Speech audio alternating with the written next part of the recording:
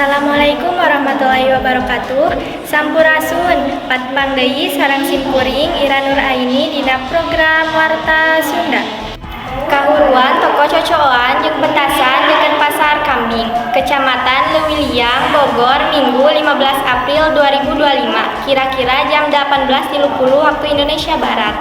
Kahuruan toko cocoan jeung petasan deket Pasar Kambing, Kecamatan Leuwiliang di Bogor, Minggu 15 April 2025. Kira-kira jam 18.30 waktu Indonesia Barat. Dina video amatir ti warga, seuneu anu dibarengan ku ngabeledugna kembang api ngahias langit Leuwiliang, nyiptakeun tetempoan anu pikasieun sareng narik perhatian ti warga setempat. Untungna, teu aya laporan korban jiwa dina kejadian ieu.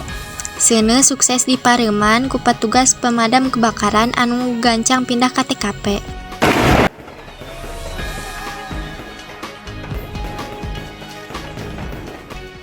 Sakitu wae warta anu dibagikeun ku abdi, hapunten bilih aya waleran anu kirang merenah. Wassalamualaikum warahmatullahi wabarakatuh.